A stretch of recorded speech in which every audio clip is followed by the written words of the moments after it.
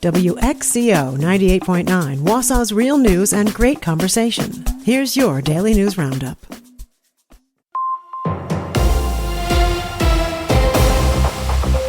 For WXCO News, I'm Isabella Nieto. 13 counties in Wisconsin have an agreement with ICE to enforce immigration laws, and Marathon County could be next. Hannah Schwartz is a staff attorney with the ACLU of Wisconsin. ICE is now turning to counties to say, hey, do you have space and are you willing to basically do the job that we were doing before?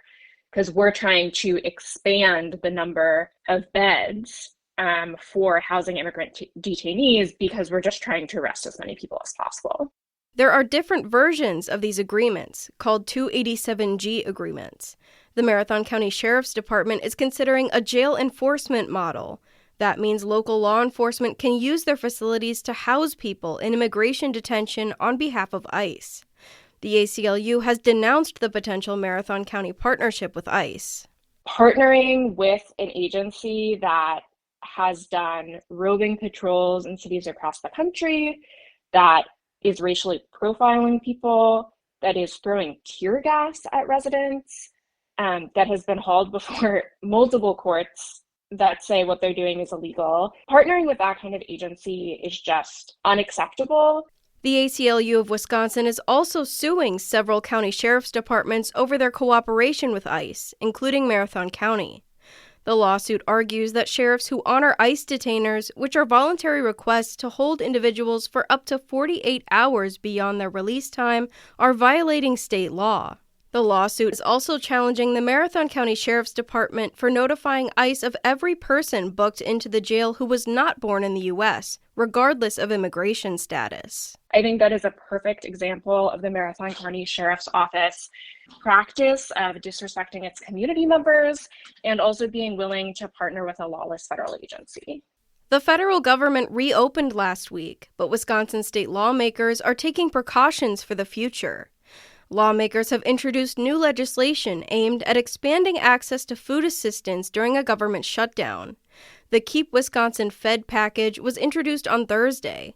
It includes several proposed bills seeking to direct how the state government should react without federal funding for programs like SNAP. The bill package includes expanded funding for the Farm to School program.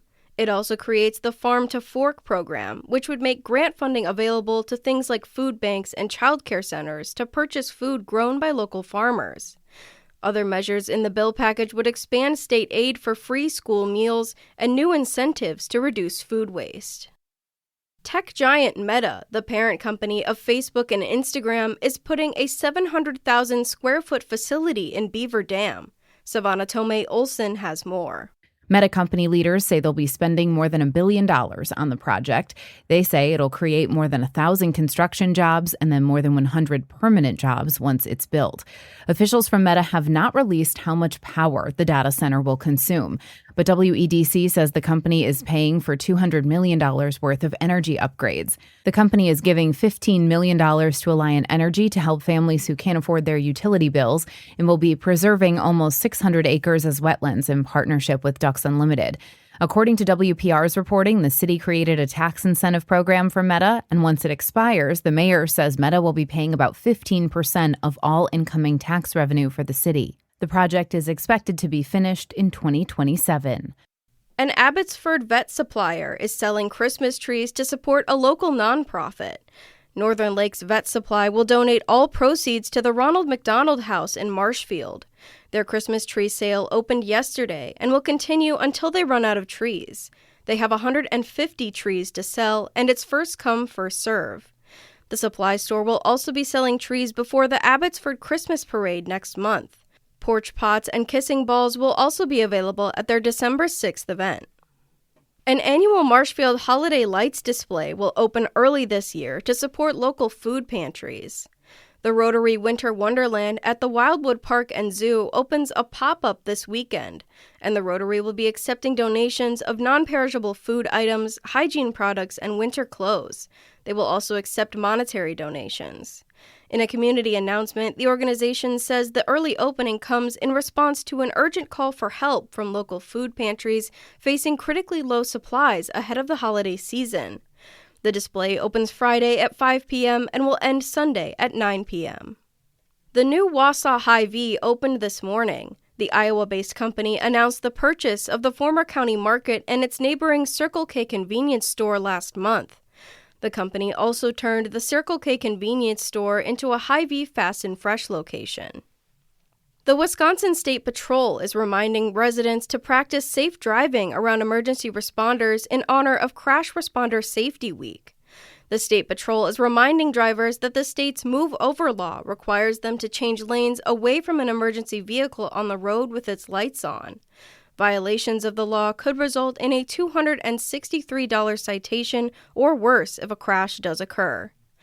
I'm Isabella Nieto for WXCO News.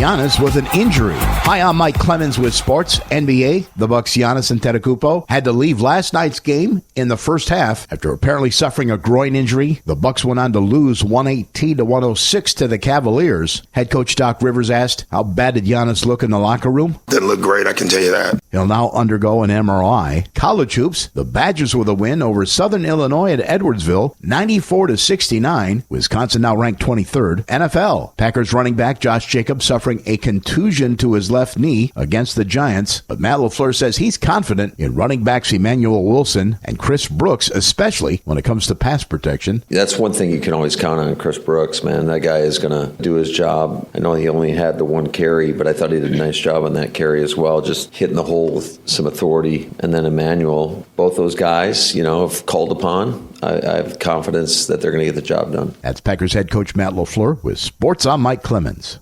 We could see a quick little snow shower or two here this morning, then gradually becoming partly cloudy today. Our high today right around 38 with wind out of the east at around 5 to 10. Tonight, mostly clear, 21. Tomorrow, mostly cloudy with a high near 40. I'm meteorologist Sean Cable. That's your Wausau News Roundup from WXCO. Find more news anytime at WXCO.FM. Subscribe to this podcast on Spotify, Apple, or wherever you find your podcasts.